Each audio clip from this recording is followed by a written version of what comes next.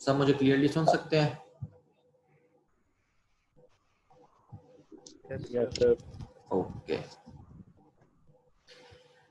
अच्छा, तो जो लास्ट टाइम हमने ये second law of thermodynamics Clausius statement तक पढ़ा था, तो just a brief revision. Chapter 6 is about second law of thermodynamics. अच्छा, मुझे एको सुनाई दे रहा है, आप लोग को भी सुनाई दे रहा है अपनी ही आवाज का? यूसुफ का माइक ऑन है सर। हाँ, किसी का mic on exactly. Yusuf, can you turn off your mic? Thank you. सही। तो ये हमारा चैप्टर है सेकंड लॉ ऑफ थर्मोडायनेमिक्स पे। इसकी जो सेकंड लॉ की जो स्टेटमेंट्स, हमने दो स्टेटमेंट्स देखी हैं, उनको जस्ट ब्रीफली हम उनका रिकैप कर लेते हैं। पहली हमारी स्टेटमेंट थी केल्विन स्टेटमेंट। पहली हमारी स्टेटमेंट थी केल्विन स्टेटमेंट, जो कि हीट इंजन से रिलेट करती थी। एंड इट्स सिंपली स्टेटेड कि जो आपका हीट इंजन है वो किसी एक रिजर्वॉयर से हीट एनर्जी लेके वर्क प्रोड्यूस नहीं कर सकता। ठीक है, दिस वाज केल्विन स्टेटमेंट। इसी के इक्विवेलेंट एक और स्टेटमेंट है जिसको हम क्लॉजियस स्टेटमेंट कहते हैं। डिफरेंस सिर्फ ये है कि kelvin statement heat pump heat engine के लिए थी, जो क्लॉजियस स्टेटमेंट है वो आप कह सकते हो रेफ्रिजरेटर के लिए। और ये सिंपली कहता है कि कोई भी रेफ्रिजरेटर या कोई भी ऐसा डिवाइस नहीं हो सकती जो साइकिल में ऑपरेट करे और हीट एनर्जी को लो से हायर टेम्परेचर पे ले जाए and produce no effects other than transfer of heat, which simply means कि वो वर्क इन लिए बगैर हीट को लो टेम्परेचर से हाई टेम्परेचर पे नहीं लेके जा सकती। ठीक है, ये effect can be a transfer of mass, work और heat. But just to simplify, क्योंकि स्टेटमेंट बहुत जनरल है, आप इसको एज अ वर्क इनपुट ले लें कि कोई भी रेफ्रिजरेटर या कोई भी एसी वर्क इन के बगैर काम नहीं कर सकता। Without work in it can not move heat from low temperature to high temperature. तो ये हमारी दो स्टेटमेंट्स हैं। अब यही बात है equivalence of two statement. It can be shown कि दोनों स्टेटमेंट जो है वो असूली तौर पे सिमिलर ही चीज कन्वे करना चाह रही है। वो कैसे, ये हम इस लेक्चर में देखेंगे। लेट्स से हमारे पास एक मैजिक रेफ्रिजरेटर या मैजिक फ्रिज है जो कि लो टेम्परेचर से हीट हाई टेम्परेचर पे लेके जा रहा है, बट हम इसको कोई वर्क नहीं दे रहे। और हमारे पास एक नॉर्मल इंजन है जो कि हाई टेम्परेचर सोर्स से हीट ले रहा है, a part of it is being converted into work, और जो रिमेनिंग हीट है वो हम कोल्ड रिजर्वॉयर में रिजेक्ट कर रहे हैं। तो ये हमारे पास केल्विन स्टेटमेंट है उसको तो ये फॉलो कर रहा है ओवरऑल सिस्टम, पर जो हमारे पास क्लॉजियस स्टेटमेंट थी उसको हम वॉयलेट कर रहे हैं। इस अलग फ्रिज और अलग इंजन को मैं ओवरऑल एक सिस्टम से रिप्रेजेंट कर सकता हूं, और मेरा लेट से सिस्टम इस तरह का है। ठीक है, so this is my control volume, this is my system now. अब इसमें ओवरऑल क्या हो रहा है, इसमें आप क्या कर रहे हो कि आप देखें, ये इसने कोल्ड रिजर्वॉयर से Q1 लिया, और यहाँ पे हमने कोल्ड रिजर्वॉयर में Q1 वापस रिजेक्ट कर दिया था। ओवरऑल कोल्ड रिजर्वॉयर से हम कोई हमारी इंटरेक्शन नहीं रही। अब जितनी हमने उससे हीट ली उतनी हीट उसको वापस दे दी। तो अगर हम इसका ओवरऑल नेट इफेक्ट देखें तो वो क्या है कि हम कोई भी हीट नहीं ले रहे असूली तौर पे। तो how is this overall system working, कि हमने हॉट रिजर्वॉयर से Q2 ली हीट, Q1 वापस कर दी हॉट रिजर्वॉयर को, और इनका जो डिफरेंस है work is equal to Q2 minus Q1, हमने वर्क प्रोड्यूस कर दिया। Is this possible, anyone?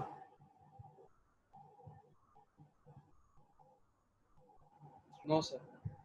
why is this not possible? Sir, this magic fridge is not possible. नहीं, उस वो ठीक है मैजिक फ्रिज पॉसिबल नहीं था, लेकिन क्या अभी जो मैंने ओवरऑल सिस्टम ये जो बनाया हुआ है, जो कि हॉट रिजर्वॉयर से Q2 हीट ले रहा है, उसको Q1 हीट वापस कर रहा है, और work is equal to Q2 minus Q1 work भी प्रोड्यूस कर रहा है, क्या ये सिस्टम पॉसिबल है? सर पॉसिबल नहीं है, क्योंकि मतलब वो हॉट रिजर्वायर में हीट नहीं भेज सकता, और वो उसका टेंपरेचर अपना लेट्स से वो उसको हीट वापस कर सकता है, लेट्स से इनके आपस में जो टेम्परेचर्स हैं वो बहुत क्लोज है। आपकी ये बात भी कीजिएगा, ठीक है, yes it is a valid point, but मैं आपको बिल्कुल जो हमारी सेकंड लॉ की स्टेटमेंट है उससे इस चीज को रिलेट चाह रहा हूं कि आप लोग करें। और Samsung kindly change your name to your actual name.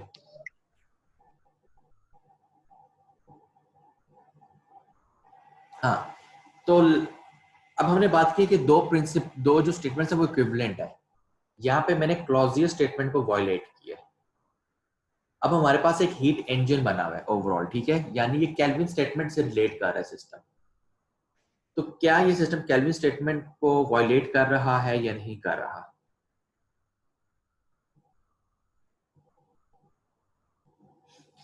Kelvin statement is very simple. कर रहा है सर, कर रहा है। कैसे कर रहा है? सर उसमें कहा है कि जो है ना, सिर्फ आप एक हीट सोर्स एक रेजर्वायर से रिलेट करके वर्क इंटरेक्शन प्रोड्यूस नहीं कर सकते। एग्जैक्टली आपको दो रेजर्वायर्स यूज करने पड़ेंगे, एक हाई टेम्परेचर पे, एक लो टेम्परेचर। एग्जैक्टली। अच्छा, थर्मोडायनामिक्स और इंजीनियरिंग इन जनरल में हम नेट इफेक्ट देख लेते हैं, तो आप इसको इस तरह ना देखें कि ये Q2 हीट आ रही है और Q1 हीट वापस जा रही है। इसको आप सिंपली इस तरह से भी देख सकते हैं कि बेसिकली आपने इधर से Q2 माइनस Q1 हीट ही ली है, क्योंकि Q2 आपने ली है और Q1 आपने वापस कर दी। यू कैन सिंपली से कि आपने एक ही रिजर्वॉयर से Q2 माइनस Q1 हीट ली और उस पूरी हीट को आपने वर्क में कन्वर्ट कर लिया। सही? तो this violets kelvin statement which states के आप एक रिजर्वॉयर से इंटरेक्ट करके वर्क प्रोड्यूस नहीं कर सकते इन अ साइक्लिक मैनर। तो हमने देखा अगर हम क्लॉजियर स्टेटमेंट को वायलेट करें तो हम केल्विन स्टेटमेंट को भी वायलेट कर रहे होंगे।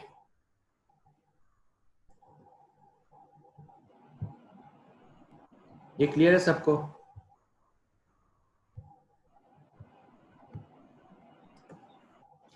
अब हम ऑपोजिट देखते हैं। हम देखते हैं कि हमारे पास एक मैजिक इंजन है, that is we are violating Kelvin statement initially. उसको हमने एक ही सोर्स से Q1 हीट दी और हमने Q1 के इक्वल वर्क प्रोड्यूस कर लिया उससे, क्योंकि एनर्जी को तो हमने लाजमी कंजर्व करना है। तो जितनी भी हीट आएगी वो सारी की सारी वर्क में कन्वर्ट हो जाएगी अगर हम उसका पार्ट कोल्ड रिजर्वॉयर में रिजेक्ट नहीं करेंगे।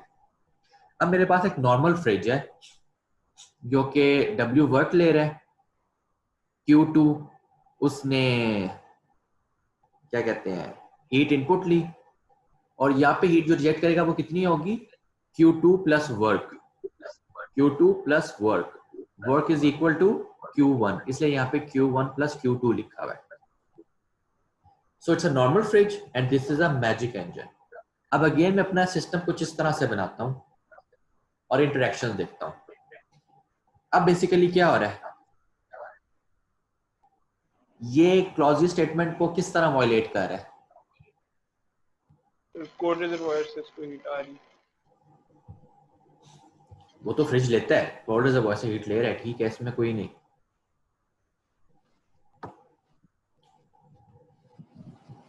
एक्चुअली फ्रिज के बजाय it's more like a heat pump actually.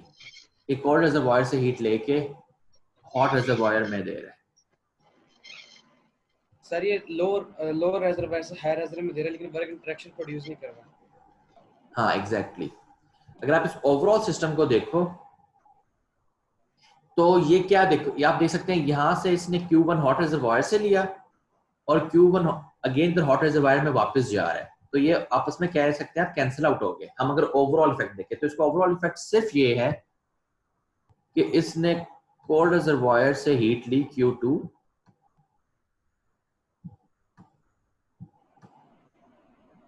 और हॉट रिजर्वायर में उतनी ही हीट इसने एंटर करा दी।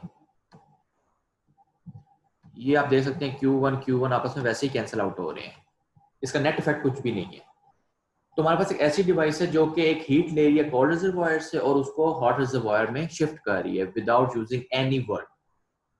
सो this violates our Clausius inequality और नॉट इनइक्वालिटी, जो भी उसका स्टेटमेंट ऑफ सेकेंड लॉ। तो हमने देखा अगर हम केल्विन को वायलेट करेंगे तो क्लॉजियस भी वायलेट होगी, अगर हम क्लॉजियस को वायलेट करेंगे तो केल्विन भी वायलेट होगी। ये साइंटिस्ट ने अपने दौर में दो स्टेटमेंट्स दी थी, but we have now realized कि in effect both means the same thing.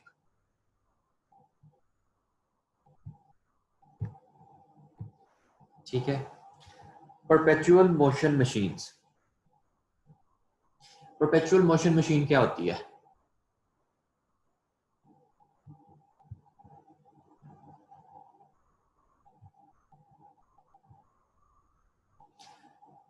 Perpetual motion machine होती है ऐसी machine which is suppose to generate, okay, एक ऐसी, मतलब लेमैन के टर्म में ऐसी डिवाइस को कहते हैं जो एनर्जी जनरेट कर रही हो विदाउट अ सोर्स।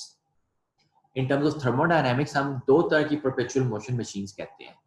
ऐसी मशीन जो फर्स्ट लॉ ऑफ थर्मोडायनेमिक्स को वायलेट करे, which is PMM1, which means it is creating energy, because first law states energy can neither be created nor be destroyed. It can be transferred from one form to another form only.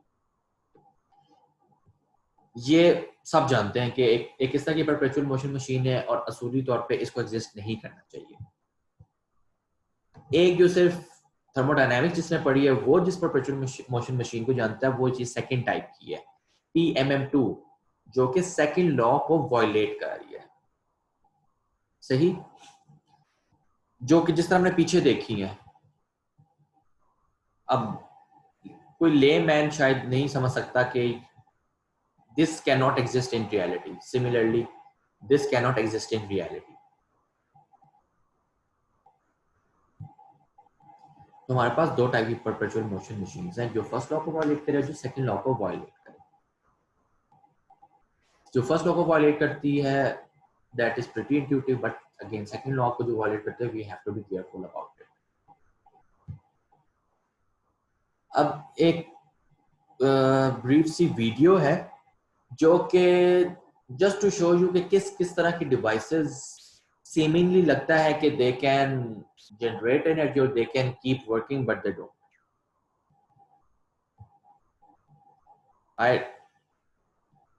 आप लोगों को मेरे laptop की आवाज आ रही है? इस video की आवाज आ रही है आप लोगों को? No sir. No sir. नहीं आ रही? चलो फिर इसको हम स्किप करेंगे। बेसिकली अब अपने ऑन पे देख लें, आई गेस ये लाइक 2-3 मिनट्स की वीडियो है जिसमें मैं आपको इंपॉर्टेंट पॉइंट्स बता दूं। चलो देख ही लेते हैं।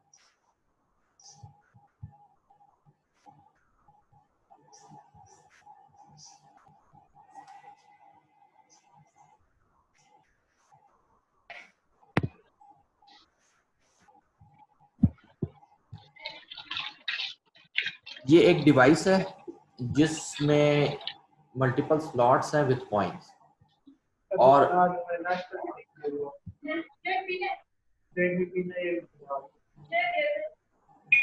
यार kindly mic off unless you are talking to me, या कोई आप लोग क्वेश्चन करना है माइक ऑफ रखा करें। आप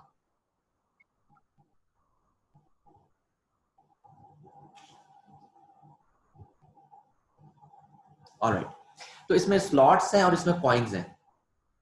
तो ये इस मशीन का ये है कि हमेशा इस साइड पे पॉइंट ज्यादा होंगे as compare to this side. इसका मतलब है ये साइड हैवी है and it tends to come downwards, तो इसलिए इस मशीन को रोटेट करते रहना चाहिए। क्या ये परपेचुअल मोशन मशीन है?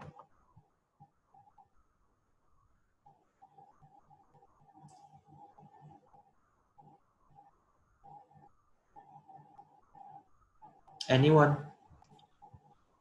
Yes, sir. Yes sir. किस तरह है? No, sir, because ये दोनों नो सर। एक सेकंड, तैमूर आपकी आवाज मट रही थी, दोबारा बताना।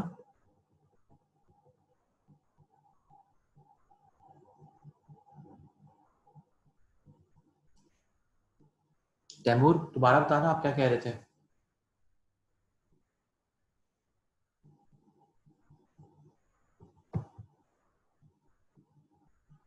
ओके, चलो सिंपली पुट, एक गाड़ी है, उसको मैंने उसका इंजन स्टार्ट किया, उसको थोड़ा सा एक्सेलरेट किया और फिर मैंने इंजन ऑफ कर दिया। अगर वो गाड़ी चलती रहती है तो is it a perpetual motion machine? Why?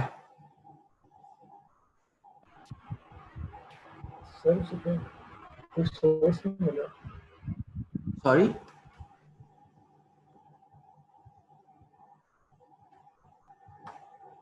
Source नहीं मिल रहा, ठीक है, लेकिन जो वो जिस स्पीड पे चल रही है उसको रुक क्यों जाना चाहिए? फ्रिक्शन की वजह से। फ्रिक्शन की वजह से। रोड की फ्रिक्शन होगी, एयर रेजिस्टेंस होगी। अगर मैं रोड की फ्रिक्शन और एयर रेजिस्टेंस को खत्म कर दूं फिर सर रोड तो कोई फोर्स नहीं है, उस पे एक्ट करिए तो उसका मोशन कंटिन्यू रखना चाहिए। सर ठीक। इंजन रुक जाएगा लेकिन उसका मोशन एग्जैक्टली।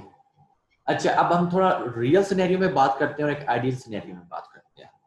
रियल सिनेरियो में एक ऐसी गाड़ी जिसका इंजन में ऑफ कर चुका हूं और वो अगर चलती रहेगी तो it is a perpetual motion machine. Why? Because उसको फ्रिक्शन को ओवरकम करना है और उसको एक कांस्टेंट सोर्स ऑफ एनर्जी चाहिए कि उस फ्रिक्शन को वो ओवरकम कर सके। In an ideal scenario when there is no friction, एक गाड़ी जो मोशन में आ चुकी है वो मोशन में रहेगी and it is not a perpetual motion machine, क्योंकि इसको एनर्जी चाहिए ही नहीं, क्योंकि वो कोई वर्क मजीद नहीं कर रही। ऑलराइट, तो अगर यही व्हील है, इसको एक दफा मैं घुमाऊं और ये घूमता रहे, तो in ideal scenario it is not a perpetual motion machine, क्योंकि अगर वो घूम रहा है तो वो घूमता रहेगा, ये कोई वर्क नहीं कर रहा।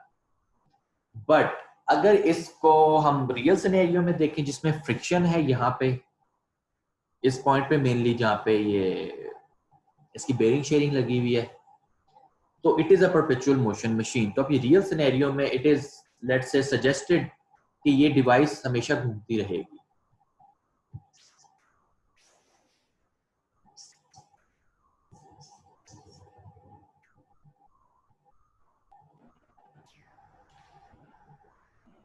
ठीक है, अब ये एक ऐसी डिवाइस है जो सीमिंगली लगता है कि अगर मैं इसको घुमाऊं तो वो घूमती रहेगी, लेकिन ये डिवाइस आप एक्चुअली उन्होंने मैन्युफैक्चर की है और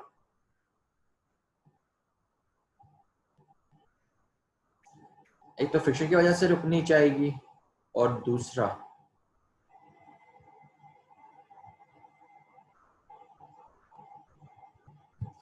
again you have to listen to it. Further explanation इस तरह दे रही है कि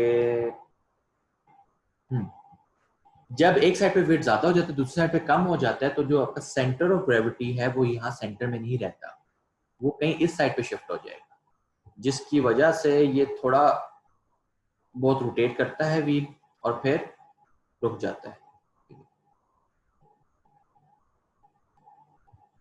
हाँ,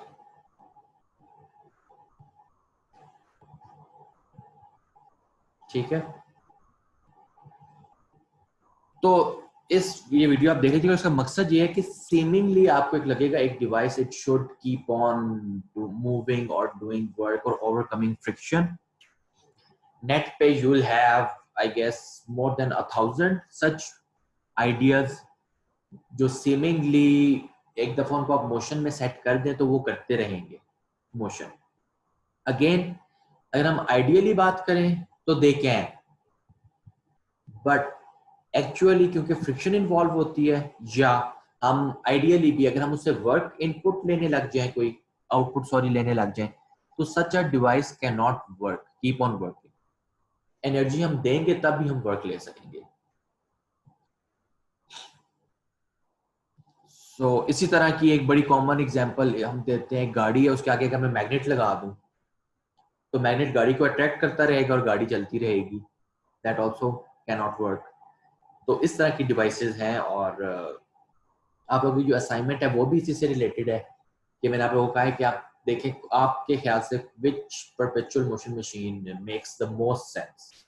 although all of them are wrong, they don't work, but still सबसे इंटरेस्टिंग आइडिया आप लोगों को क्या लगा? So PMM1, again talking about PMM1, it is a kind of machine जो कि आपको कंजर्वेशन ऑफ एनर्जी को वायलेट कर रही है, which is like this। आपके पास एक पावर प्लांट है जिसमें आप वर्क भी आउट दे रहे हो, आप क्यू भी आउट दे रहे हो, बट आप कोई एनर्जी इन नहीं ले रहे। कैसे? आपके पास बॉयलर में स्टीम बननी चाहिए, उसके लिए एनर्जी चाहिए। इसमें स्टीम कैसे बना रहे हैं? एक रेजिस्टेंस हीटर है। रेजिस्टेंस हीटर इज सिंपली जो आपके पास इलेक्ट्रिक हीटर होता है। तो जनरेटर जो बिजली प्रोड्यूस कर रहा है उससे आप कुछ बिजली बॉयलर में भी दे रहे हो टू मेक स्टीम, और बाकी एनर्जी को आप इलेक्ट्रिसिटी को सिस्टम से बाहर दे रहे हो ग्रिड में। इस सिस्टम के साथ क्या कह लें आप, what's wrong with the system? Sir generator को रन करने के लिए हमारे पास कोई सोर्स नहीं है। टरबाइन है सर, उसको तो वो भी तो किसी एनर्जी उसको देनी पड़ेगी ना। वो बॉयलर दे रहा है स्टीम बना के। सर लेकिन वो बॉयलर खुद जनरेटर से ले रहा है एनर्जी। हाँ तो सर पहले जनरेटर चलेगा ना। तो लेकिन उसको जो जिसने एनर्जी देनी है वो खुद नहीं चल रहा उससे पहले। नहीं, वो देखो वो इशू तो आपको हर जगह मिलता है। एक सेकंड में इसको क्लैरिफाई कर दूं। आपने बड़ा अच्छा पॉइंट रेज किया, लेकिन आप देखो कोई भी आपके पास जितने भी सिस्टम्स है ना, वो जनरेटर है या गाड़ी में एक होती है स्टार्टर मोटर। बाइक को आपके क्यों मारते हो? सर उसको मतलब वो उसके इंजन को ऑन करने की। हाँ एग्जैक्टली। तो जो पहला क्वेश्चन है वो एक्चुअल डिवाइसेस में भी आप देखें वो आप खुद देते हैं, चाहे जनरेटर हो उसको आप वो एक चेन सी हो, चेन नहीं क्या कहेंगे यार उसको, स्ट्रिंग सी होती है जनरेटर चलाने के लिए, आप उसको बार बार खींचते हो। बाइक को आप किक मारते हो। तो बेसिकली उसमें क्योंकि एक्चुअली जो सिलेंडर जो इंजन है ना उसके मोशन, इनिशियल मोशन आप खुद देते हो, और फिर जब उसमें कंबस्टन स्टार्ट हो जाती है ना तो वो उसको कंटिन्यू रखता है। तो इधर इसमें भी जनरेटर को लेट से इनिशियल पुश आप दे दो, एक दफा 2-3 दफा आप घुमाओ, और जब वो बिजली बनाने लग जाए थोड़ी सी फिर आप उसको बॉयलर पे डाल दो, और शुड इट वर्क देन? आपका पॉइंट बिल्कुल वैलिड था, लेकिन ये एक्चुअल इश्यू और इसको हमने ओवरकम किया हुआ है कि इन चीज को इनिशियली हम खुद चलाते हैं। इवन एक्चुअल जनरेटर को भी कभी कभार हम खुद चलाते हैं। इसके साथ एक स्टार्टर मोटर होती है। ये इशू रिजॉल्व हो गया। इसके अलावा क्या इशू है?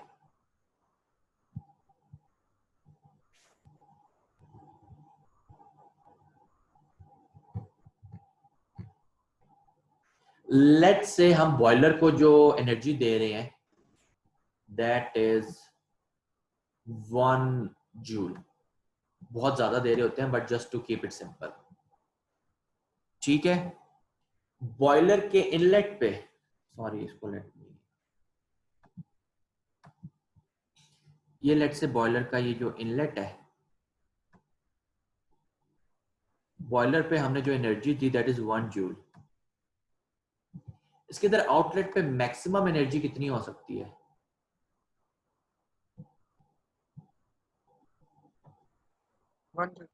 जितनी हमने उसको एनर्जी दी है मैक्सिमम बॉयलर क्या कर सकता है कि जितनी उसको हीट मिली है वो सारी की सारी एज अ हीट वो स्टीम को दे दे। अब जो ये स्टीम है इसके पास भी एनर्जी 1 जूल हो।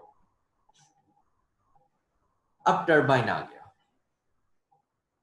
टरबाइन ने कुछ एनर्जी इधर देनी है, कुछ एनर्जी इधर देनी है।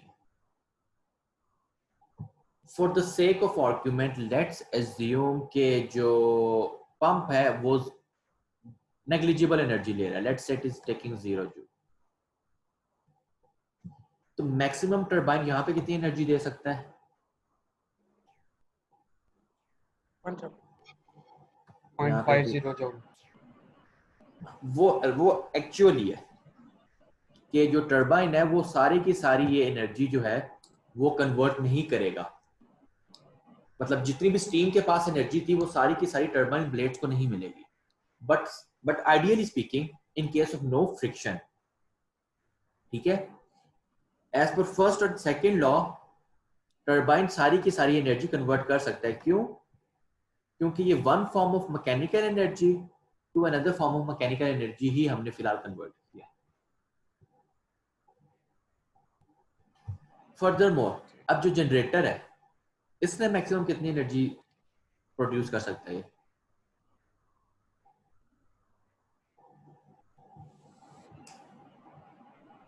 Ideally speaking 1 joule. ठीक है, इधर भी हमारे पास 1 जूल आ गया। अब इसने बॉयलर को कितनी एनर्जी देनी है? 1 जूल। तो अगर तो ये बॉयलर को देगा तो ये वर्क नेट आउट है इट इज 0। तो अगर हम 100% एफिशिएंट डिवाइसेस भी लें तब भी बेसिकली क्या हो सकता है, ये सब कुछ लूप में चले। ये क्यू आउट भी 0 होगी इन दिस केस, क्योंकि हमने जितना यहाँ पे एनर्जी आ रही है वो सारी हमने आगे टरबाइन से जनरेटर को दे दी है। यस सर, मैंने ये कहना है कि जनरेटर की अगर एफिशिएंसी 100% होगी तब भी वो उतनी एनर्जी क्रिएट करेगा ना टरबाइन से जितनी। We are assuming an ideal scenario. Actually तो यहाँ पे हम 1 जूल देंगे, यहाँ पे बॉयलर काफी एफिशिएंट होते हैं, लेट्स से वो उसको 0.95 यहाँ पे कर देगा। उसके बाद जब वो टरबाइन में आएगा, turbine again let's say it is 70% में भी एफिशिएंट, तो 0.95 को वो शायद 0.7 कर देगा। फिर generator is let's say 0.9% efficient, तो यहाँ पे 0.6 आ रहा होगा, 0.6 जूल। और फिर तो ये बॉयलर को भी नहीं चला सकता।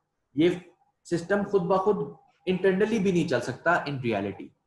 आइडियली स्पीकिंग ये हो सकता है कि बॉयलर स्टीम बनाए, जनरेटर बिजली बना के वापस बॉयलर को दे, बॉयलर फिर स्टीम बनाए।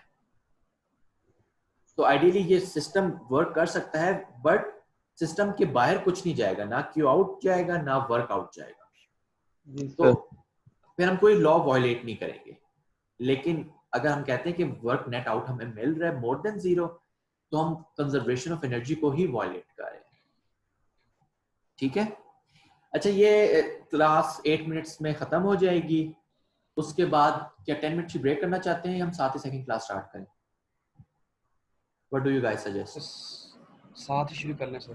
Okay. ठीक है, ये भी ठीक है, साथ ही कर। So this is PMM1. कोई एनर्जी इनपुट नहीं दे रहा, हमें आउटपुट मिल रहा है। Now this is PMM2. Simply ये क्या कर रहा है, एक ही सोर्स से क्यू इन ले रहा है और वर्कआउट दे रहा है। यहाँ पे कंडेंसर होता है जो कि एयर एक और सोर्स के साथ हीट एक्सचेंज करता है, इसमें कंडेंसर नहीं है। तो ये एक सोर्स से हीट लेके वर्क प्रोड्यूस कर रहा है, again which is not possible. Sorry to interrupt sir, but sir PMM1 जो है वो अगर हम आउटपुट ना लें हीट की तो वो मींस के परमिसिबल है, फिर वो परपेचुअल मशीनरी नहीं रहेगी अगर हम आउटपुट ना लें तो? नहीं, इसमें हमारा देखो एक्चुअली जो ये है ना, ये PMM1 प्लस PMM2 कह लो आप, ये एक्चुअली दोनों है। लेकिन अभी हमारा फोकस सिर्फ था PMM1 के लिहाज से फॉर इट टू, क्योंकि देखो अगर आप देखो ना स्टेप बाय स्टेप देखो तो डिवाइस का मतलब ऐसी डिवाइसेस होंगी जो PMM सिर्फ 2 को वायलेट करे, पर जनरली जो 1 को वायलेट कर रही होगी वो 2 को भी वायलेट कर रही होगी। तो इसमें हमने ये कहा है कि एट मैक्स क्या हो सकता है कि जनरेटर जितनी बिजली बना रहा है वो बॉयलर को देके स्टीम बनाए और वो वापस उतनी बिजली बना ले। तो उसके लिए जितनी भी एनर्जी है वो with in the system circulate होनी चाहिए। तो हमारा क्यू आउट भी 0 होना चाहिए और वर्क नेट आउट भी जीरो होना चाहिए। यहाँ पे हमारा मेन जो फोकस है वो ये है कि जितनी हम, क्योंकि हम इस सिस्टम में कुछ एनर्जी इन नहीं दे रहे, तो इसमें किसी किस्म की भी एनर्जी आउट नहीं हो सकती, whether it is work whether it is Q out. सही। सर बट सर क्वेश्चन ये था कि अगर डब्ल्यू नेट आउट भी ना हो और क्यू आउट भी ना हो तो तब भी ये परपेचुअल मशीन रहेगी या ये फिर पॉसिबल हो जाएगा? फिर तो पॉसिबल हो जाएगा, बट सर एक्चुअल में तो वो वर्क नहीं करेगी ऑब्वियसली। देखो जो first and second law of thermodynamics है, इनका फ्रिक्शन या एफिशिएंसी से कोई ताल्लुक नहीं है उस तरह से, ठीक है। फर्स्ट लॉ कहता है कि energy can not be generate, मतलब मेड विदाउट अ सोर्स। अब ये फ्रिक्शन के थ्रू अगर एनर्जी लॉस हो रहा है तो हम उसको लेट्स से निग्लेक्ट कर दें, फ्रिक्शन वगैरह को निग्लेक्ट कर दें, तो सूली तौर पे हम जितनी एनर्जी भी दे रहे हैं वो कंजर्व रहती है। सेकेंड लॉ ये कहता है कि बेसिकली यही कि आप एक सोर्स से हीट लेके वर्क प्रोड्यूस नहीं कर सकते।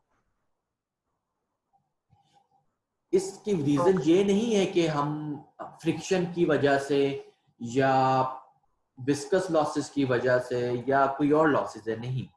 जो रियल लाइफ लॉसेस है उसका फर्स्ट एंड सेकंड लॉ से कोई ताल्लुक नहीं। First and second law ideal cases की लिमिटेशन है, ठीक है। ये सर अब सिस्टम क्लियर हो वर्क नहीं करेगा इवन आपके पास फ्रिक्शन ना हो, तब भी ये सिस्टम वर्क नहीं करेगा, ठीक है। तो अगर फ्रिक्शन वगैरह को निग्लेक्ट कर दें और क्यू को जीरो कर दूं, वर्क को जीरो करूं, तो ये system can work in ideal scenario कि बॉयलर स्टीम बनाए, उसे जनरेटर रन करे, जनरेटर वापस स्टीम दे और वो बॉयलर रन कर ले। Make sense? Yes sir. It's simple, just like से मैथ स्प्रिंग सिस्टम। आपने ये पेंडुलम को आपने एक जगह कर दिया है, एक दफा इसको डिस्टर्ब कर दिया, अगर आप फ्रिक्शन को निग्लेक्ट कर दें तो वो पेंडुलम हमेशा के लिए वाइब्रेट करता रहेगा, ठीक है। ठीक है सर। क्योंकि हम उसमें ना कोई एनर्जी इन दे रहे हैं ना कोई आउट दे रहे हैं। Similarly is with this, with in, अगर आप इस बाउंड्री को अपना सिस्टम कंसिडर करें तो ना इसको एनर्जी दे रहे हैं ना इससे एनर्जी ले रहे हैं। ऑलराइट। और ये सेकंड लॉ को इसलिए वायलेट कर रहा है क्योंकि अब ये वर्क भी प्रोड्यूस नहीं कर रहा। सेकंड लॉ की बात ही तब आएगी जब केल्विन स्टेटमेंट की अगर हम बात करें, जब ये वर्क प्रोड्यूस कर रहा हो, तब हम देखेंगे कि क्या ये एक रिजर्वॉयर से लेके वर्क प्रोड्यूस कर रहा है या दो रिजर्वॉयर से लेके। But since it is not producing any work, तो रिजर्वॉयर्स वाली बात ही खत्म हो गई। जी कुसैन।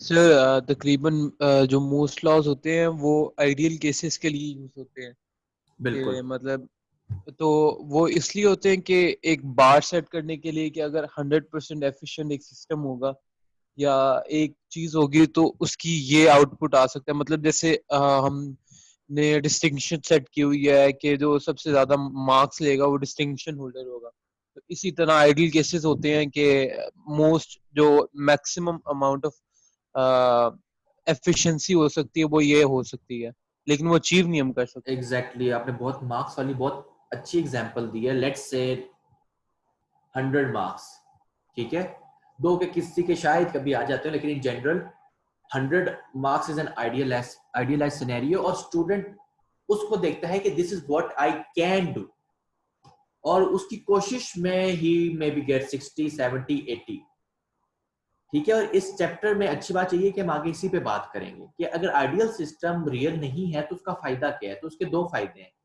एक आपने जो बताया कि it tells us about the upper limit जिसको हम अचीव करना चाहते हैं, and secondly sometime it also tells us how to achieve, ठीक है। तो आगे चैप्टर में हम ये देखेंगे कि कुछ जो आइडियल सिस्टम किस तरह वर्क कर रहा है, उसका अगर हम ओवरऑल सिनेरियो देखें तो हमें कुछ हिंट मिलती है कि हमारे रियल सिस्टम को भी इस तरह वर्क करना चाहिए, तब वो आइडियल सिस्टम जैसा बिहेव करे। तो it's very good point raised by you कुसैन।